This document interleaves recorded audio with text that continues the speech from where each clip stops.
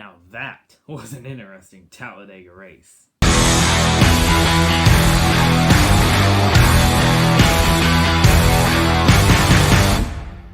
What's going on, everybody? Cool 200 here back.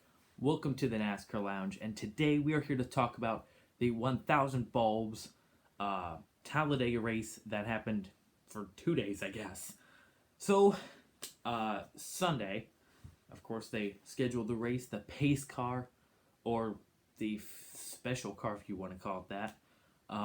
Richard Childress had brought out Dale Earnhardt's last win, of course, the 2000 Talladega race win, and drove it around a couple laps. I thought that was pretty cool. Really something special, especially for like the older generation fans, to see that real famed number 3 around the track.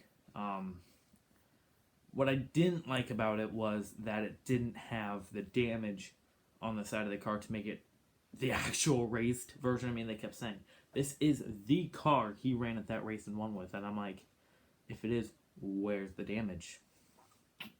But on the bright side, very awesome to see. We shouldn't nitpick those little things. I think I've talked about that before, and here I am being,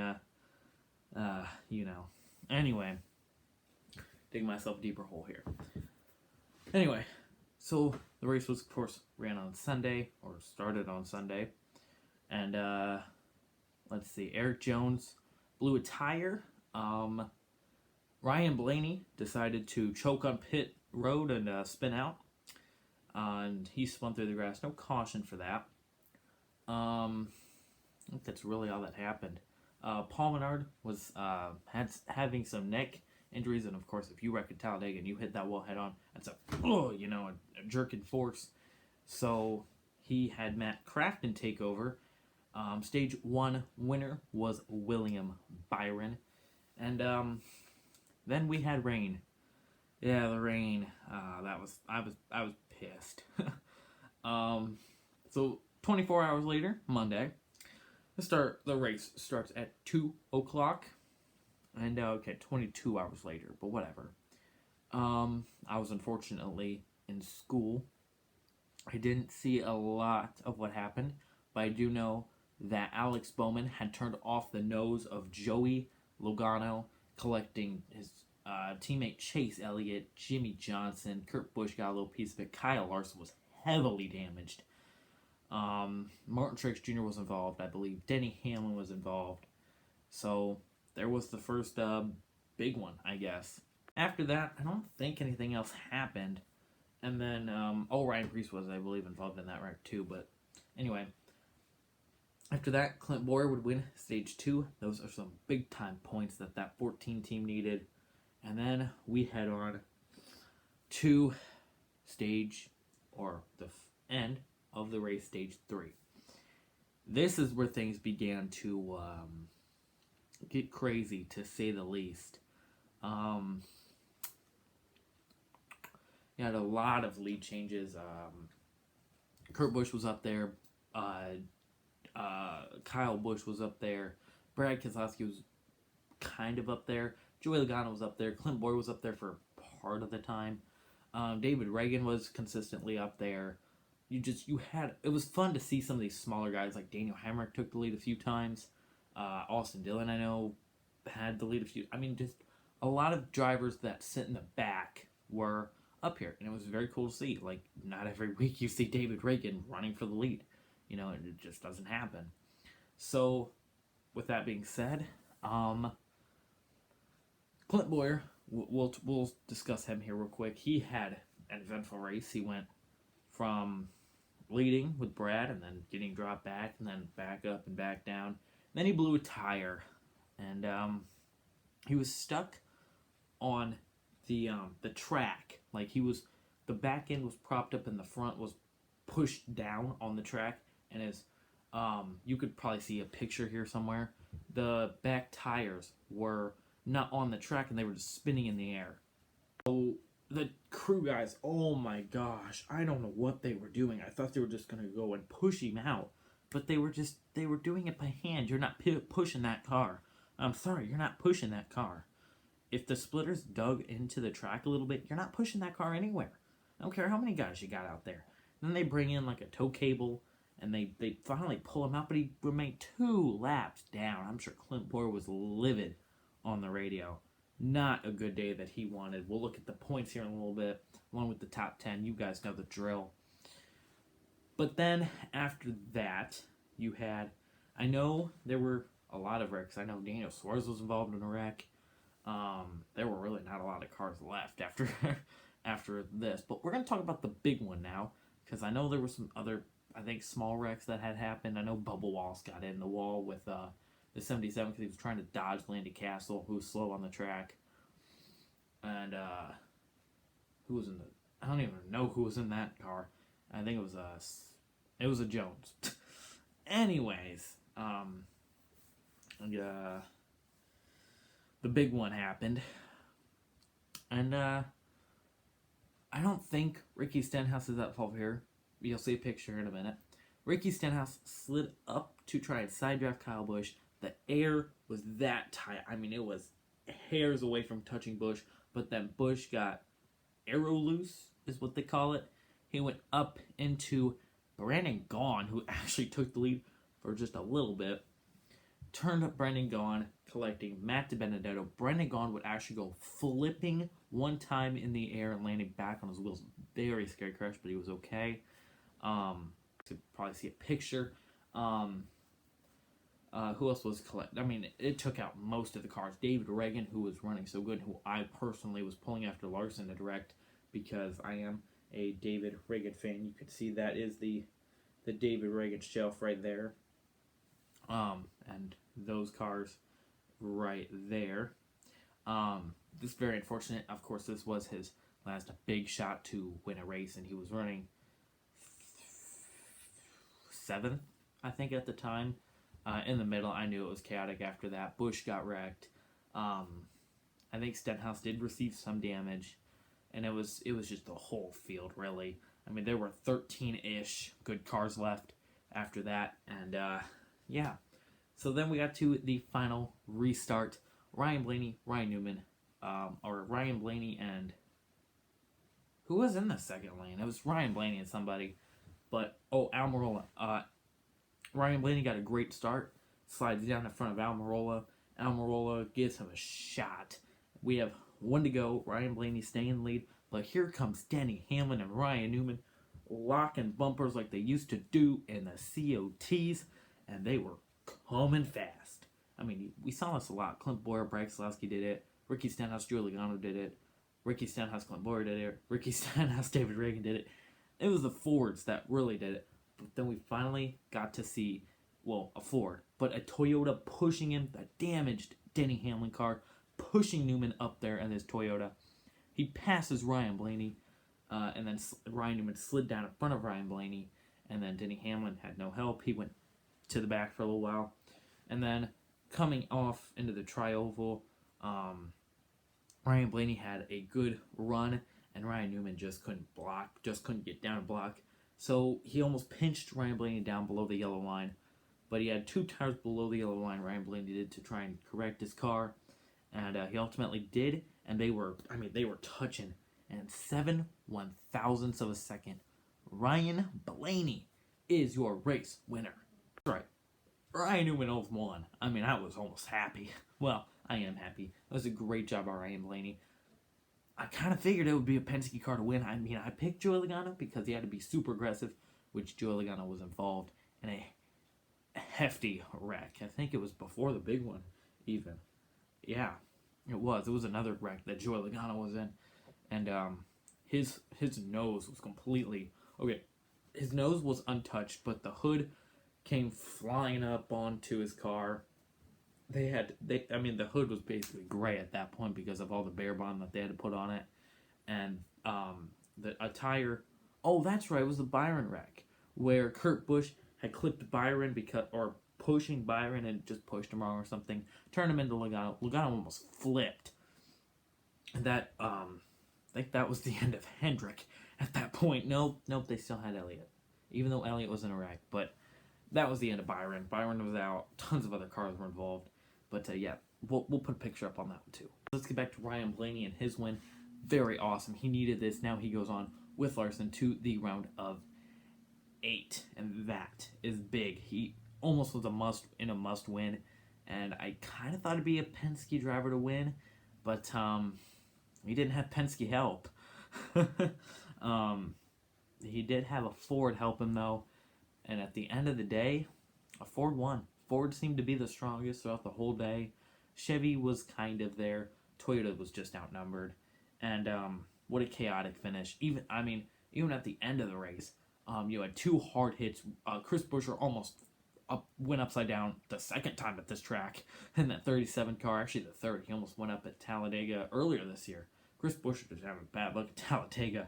And then Parker Kligerman went nose first into the wall. I mean, it was ugly hit. Nobody's talking about that, but man, I'm glad Kligerman's okay. Because that was a scary wreck.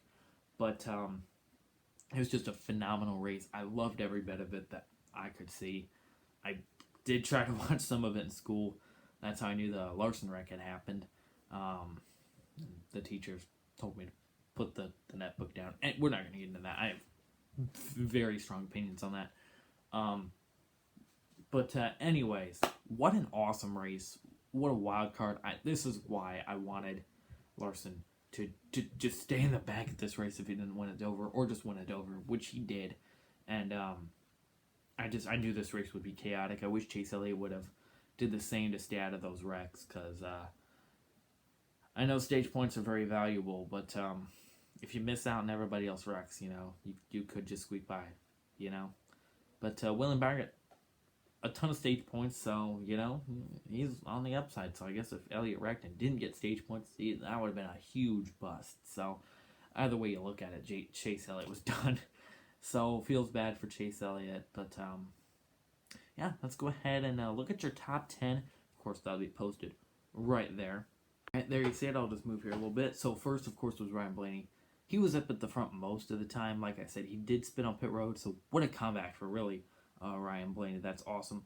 The second Ryan Newman, was the baddest of the Ryans at the end of the race, but Ryan Newman ultimately coming second. Looked like Roush had the pink numbers for Breast Cancer Awareness Month on the sides of their cars. I thought that was pretty cool. But what a season Ryan Newman has been putting up, and second at Talladega, that's pretty good. Denny Hamlin there, even with a beaten car, and he had tape all over the right front bumper, or the left front, excuse me. Just what a comeback for Hamlin. Eric Almirola there in fourth. He survived everything today. Did a really good job. He really wasn't talked about a whole lot, but doing a good job staying out of the way. Michael McDowell, that's what I'm talking about, man. Get these these smaller guys up in here. Michael McDowell, always a great race. What do I want to call it? Super speedway racer, and he knows how to get top fives here. So good for Michael McDowell. Austin Dillon there in sixth. Another one that has actually won on a super speedway. Very controversial, but yeah, good day for AD. Corey LaJoie there in seventh. Man, go fast, man. Don't let Corey LaJoie go, I guess. I mean, I was wrong about Corey LaJoie. I thought he was but man, he's making that team look good. I know. Again, super speedway racing, anything can happen. Michael McDowell fifth, so obviously anything can happen. But great day for LaJoie. Chase Elliott, even with a taped up, banged up car, comes in eighth. What a job for Chase Elliott, man. Ricky Stenhouse, he led tons of race laps. I don't even think he wrecked. Ricky Stenhouse coming in here, telling everybody he is not Ricky Stenhouse. He is here to make a statement, and what a job he did. He pushed everybody right. I mean, yeah, he got him squirrely, being a little aggressive, but never turned anybody. That Busch incident, that was just aero looseness. Just, I don't know what you're going to do there. I mean, Busch haters or Busch fans will probably dislike this video because I said that, but Ricky Stenhouse, man, good job at ninth. Ty Dillon, the Dillon brothers with a top 10. Ty Dillon at 10th, man. What an awesome finish for those guys.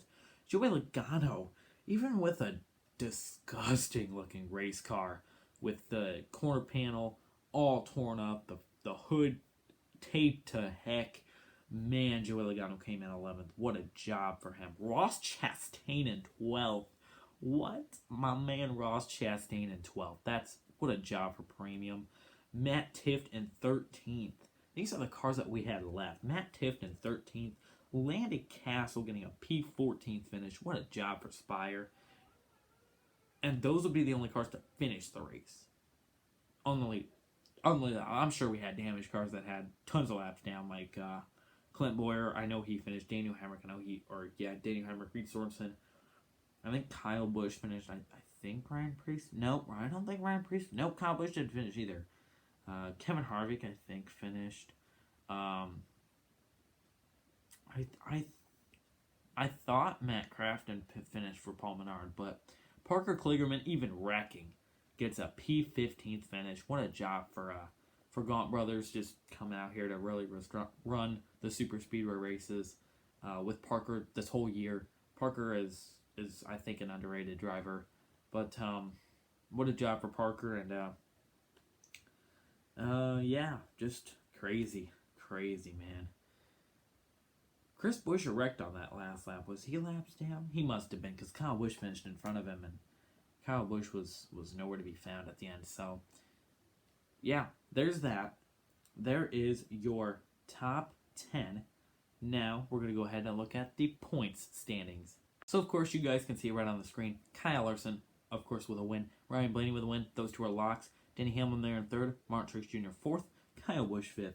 Kevin Harvick sixth. Brad Keselowski 7th, Joe Logano 8th, Alex Bowman 9th, Chase Elliott 10th, Clint Boyer in 11th, and right down below, minus 27 points, William Byron.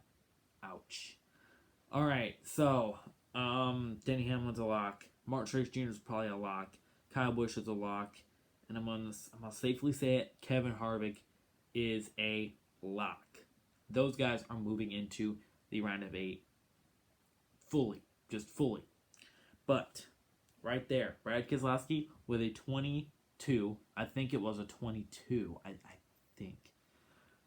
No, well, it says 20. I don't know. They mixed it up so much. I'm going to go with what the picture said. With a 20-point cushion, and Joey Logano even wrecking, even dying. Dying last week at Dover before the race even dropped green. Comes home with an 18-point cushion. That's awesome. Of course, Ryan Blaney really mixed that up. And then, of course, you got Alex Bowman minus 18. Chase Elliott minus 22, even though he finished the race. Clint Boyer minus 24. And William Byron in a probably must-win 27. I must say this. Clint Boyer and William Byron are not moving on. They are toast unless they can find a way to win. And I don't see William Byron getting his first win this season. I just don't. I don't believe in them just yet. And Clint Boyer, he's been terrible this whole season. I'm surprised he even made it past the round of 16. So he's not moving on. Chase Elliott and Alex Bowman is where I want to focus.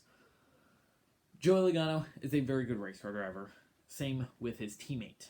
They will do any and everything in their power to get into the next round. Joey Logano is actually one of my final 4 picks.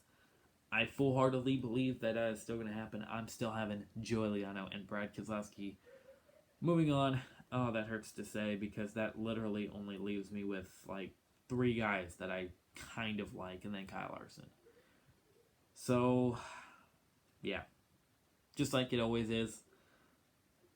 All of my favorites are heading out in the round of 12, so that's great. But yeah, that's my show, guys. I have nothing else to say. I'm sorry that picture was awful, but I took it off the TV. I did the best I can focus. You know, this camera on my phone isn't even that great, and you guys can see all the fuzziness with this iPad. It's not even that great, so it is what it is. I'm working with what I got, so sorry. But anyways, guys, I'm going to head out of here. I hope you all enjoyed Talladega. I certainly did. I really wanted to skip school, but you know, if it was the championship race, sick, you know? But hopefully that doesn't happen. I hope it happens on Sunday. But anyways, guys, I'm out of here. Thank you all so much for watching. Leave me your predictions down below and let me know what you thought of Talladega. I thought it was a pretty dang good race. So, although they did freight train here and there, but it wasn't too long. So, anyways, guys, thank you all so much for watching. I can't even talk anymore. Have a good one. And we'll see you tomorrow for another multi-diecast review video. Have a good one. Peace out.